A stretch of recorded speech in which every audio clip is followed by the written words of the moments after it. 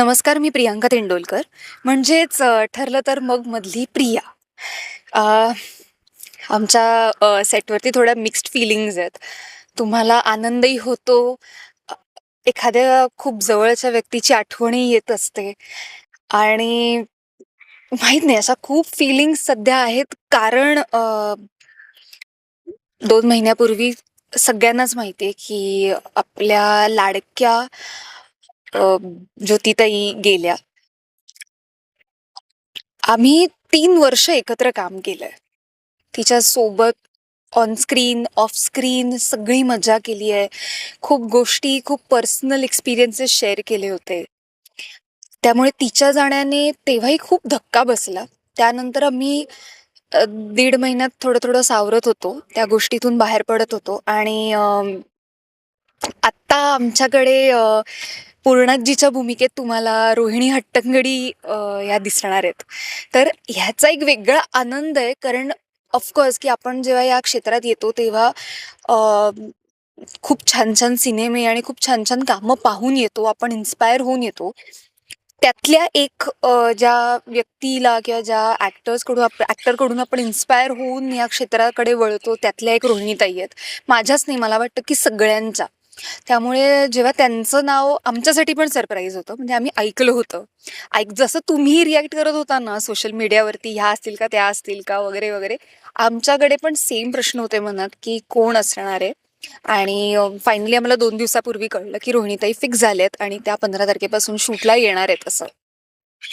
त्या जेव्हा सेटवर आल्या त्या लूकमध्ये दागिने घालून, साडी नेसवून, पदर घेऊन आणि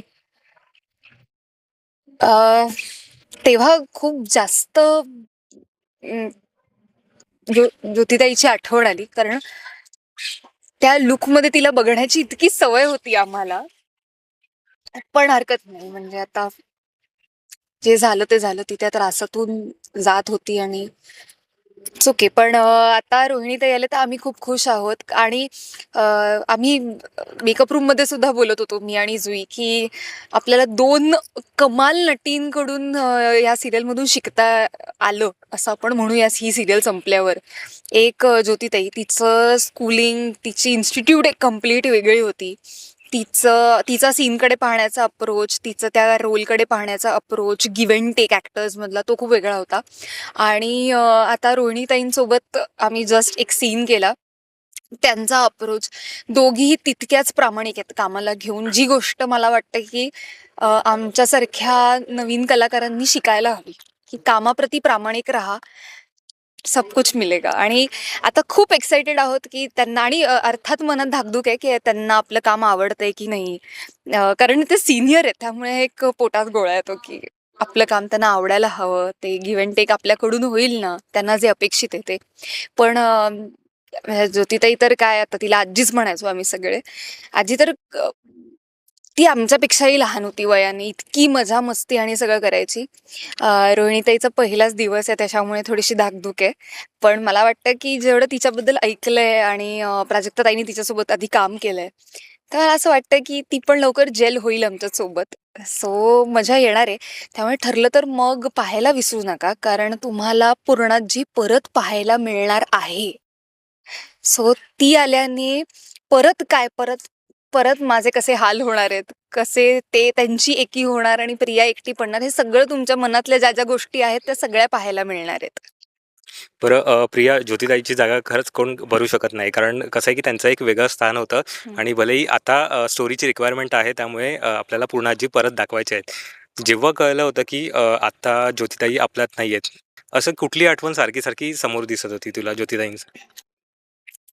खूप आठवणी आहेत. 2-3 वर्ष जेव्हा तुम्ही एकत्र काम करता ना, तेव्हा आम्ही घरच्यापेक्षा जास्त इथे असतो.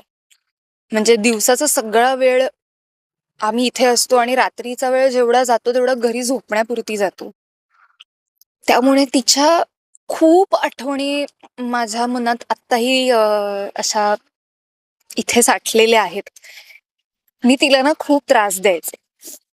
तिची ना एजमुळे स्किन लूज होते वयोनुसार, तर वयानुसार. तर ना मी ती स्किन अशी चिवडायचे, अशी तिला त्रास यायची. ती खूप गोड रुसायची माझ्यावर. "अगं नको मला असं करू की जे काही." तो बॉन्ड किंवा ती जे खाऊ आणायची, ती पुण्याला जायची जेव्हा 5 दिवस, तेव्हा ती क्रीम रोल घेऊन यायची कारण मला खूप आवडतो. तो मला 2 क्रीम रोल मिळायचे, बाकीच्यांना 1-1 मिळायचा. किंवा काहीतरी स्वीट आणणं म्हण किंवा असं तिचे मला असं वाटतं ना, की मला एक सांगायचंय, की आम्ही सगळे तिला मिस करणार आहोत. तिच्या मुली तिला मिस करणार आहेत सगळं. पण तिची एक बहीण आहे. ती तिला रोज फोन करायची आणि रोज म्हणजे जेवलीस का? हे केलंस का? ते केलंस का? कधी घरी जाणार आहेस? काय केलंस? तर मीनाताई असं मला वाटतं. मीना मावशी. तर मला वाटतं, की ती बाई जास्त एकटी पडली आमच्या कुणाहीपेक्षा. कारण ती इतकी तिच्या सोबत मनाने असायची. भले ती पुण्याला राहायची, पण ती सतत फोन करायची, हे करायची. मला माहित नाही हा व्हिडिओ मीना मावशी बघतील की नाही. पण तुमच्या हातचा कैरी भात अजूनही आमचा खायचा राहिलाय, जो आजीने तुम्हाला सांगितला होता. तर आम्ही त्याची आजही वाट पाहतो आणि ज्योतिताईची पण आजही वाट पाहतो. नक्कीच त्या आठवणी पुसता येणार नाही आहेत प्रिया. पण प्रिया असं असतं ना, की आपण ज्याच्यावरती म्हणजे जे आपल्यावरती प्रेम करत असतात ते हक्काने आपल्याला ओरडतात सुद्धा. असं ज्योतिताईने तुला कधी ओरडा दिलाय का? म्हणजे ओरडा पडलाय का ज्योतिताईचा तुला कधी? नाही. ती कधीच अरे कधीच चिडायची नाही कोणावरती. ती मी तुला म्हटलं ना, की आम्ही तिच्यावर चिडायचो. कारण ती इतकी लहान मुलासारखी वागायची.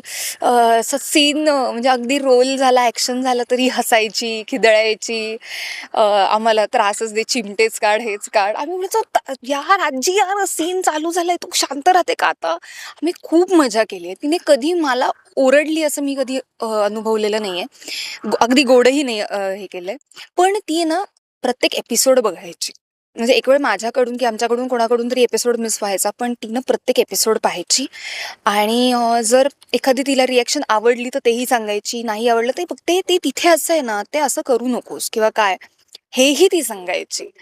तर किंवा मला गोड ओरडा कशावरून मिळायचा, ज्योतिताईला दागिन्यांचा खूप सोसत म्हणजे तिला एवढे दागिने आवडायचे ना, ते पूर्णाचे सगळे दागिने तिचे असायचे. तर आम्हाला आपलं काय जे मिळतं आम्ही आपलं ते घालतो आणि मला किंवा जुईला जेवढं थोडं असेल तेवढं छान वाटतं. तर त्याच्यावरून मला खूप ओरडायची, की "हे काय आहे? हे छोटंसं कशाला? तू माझ्याकडचं घाल." म्हटलं, "अगं नकोय मला."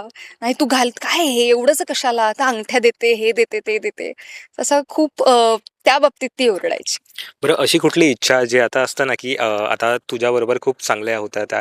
सो तुझ्याकडून अशी कुठली इच्छा त्याने व्यक्त केलेली आहे, जी आता म्हणजे राहिली आहे अशी कुठली? नाही, इच्छा व्यक्त केली असं नाहीये. पण असं वाटतं, की तिला शुगरचा त्रास होता. तर आम्ही सगळेच तिला खूप ओरडायचो, की "नाही खायचं गोड, नाही खायचं गोड." तिनं तरी ते तिला क्रेव्हिंग व्हायचं, तिला थोडं तरी खायचं असायचं. तर आज असं वाटतं, की अरे, जर हे माहीत असतं, की तिचं आयुष्यच इतकं आहे, तर तिला भरपूर गोड खायला घातलं असतं. मी जेव्हा गावी जायचे, मी कोकणातली आहे, तर मी कोकणातून येताना लाल पोहे घेऊन यायचे तिच्यासाठी, जे तिला चहात बुडवून वगैरे खायला आवडायचे. तर यावर्षी माझं गावी जाणंही झालेलं नाहीये, पण नाहीसे कॅन्सल झालं. पण दरवर्षी मी तिच्यासाठी ते पोहे घेऊन यायचे आणि ती ते खायची. म्हणजे अशा खूप गोष्टी आहेत ज्या कायम अशा इन्कम्प्लीट राहतील. आणि खरंच जर माहीत असतं ना, की हे एवढंच आहे आपल्याकडे, ती एवढ्याच वेळासाठी आपल्याकडे आहे, तर तिला जगातलं जे तिला गोड हवं ते सगळं खाऊ घातलं असतं आम्ही. बरं प्रिया तुला कळलं जेव्हा रोहिणीताई पूर्णाजीच्या कॅरेक्टरमध्ये येणार आहेत. पहिलं काही असं म्हणजे दडपण असं वाटलं का, की अरे म्हणजे तू आता सांगत होतीस, की हां. ते विद्यापीठ किंवा त्यांना बघत-बघत हो. आपण मोठे झालो आहोत. सो असं काही आलं होतं का माइंडमध्ये? 100% आणि म्हणजे त्या सीनियर आहेत म्हणूनच दडपण आलं असं नाहीये. कुठल्याही दुसऱ्या आता कसं झालंय, की 3 वर्षात आपण जेव्हा एका संचासोबत काम करतो, तर त्याच्या व्यतिरिक्त जर कोणी आलं तर थोडं दडपण येतं. ती एन्झायटी आहे असं म्हणे. जसं नाटकाच्या प्रत्येक प्रयोगाला एन्झायटी असते ना, की हा ऑडियन्स कसा रिसीव्ह करेल. ह्या ऑडियन्सला आपले विनोद आवडतील का? आपल्यासोबत ते रडतील का? आपल्याला वाटते तिथे टाळ्या येतील का? ह्या ज्या गोष्टी आहेत ना, तेच दडपण मला वाटतं, की रोहिणीताईंबाबत सुद्धा आलंय. अ, ती एन्झायटी आहे आणि ती परफॉर्मन्स एन्झायटी आहे. मजा आहे. पण मी एवढं सांगते, की त्या खूपच गोड आहेत. जेवढ्या आत्ता आम्ही एका दिवसाचा आमचा सहवास आहे, त्या फार प्रेमाने बोलतात, फार प्रेमाने अप्रोच होतात. तर तिथे थोडंसं आमच्यासारख्या नवीन कलाकारांसाठी थोडंसं रिलीफ पॉइंट मिळतो, की चला अगदीच आपल्याला आपला अपमान होणार नाहीये. अगदी 4 आणि उलट मी म्हणेन, की त्यांच्याकडून 4 गोष्टी शिकायला मिळाल्या तर सगळ्यात कमाल गोष्ट आहे ही. कारण त्याच्यासाठीच कारण मला वाटतं, की माझ्या आयुष्यात त्याचा नक्कीच उपयोग होईल.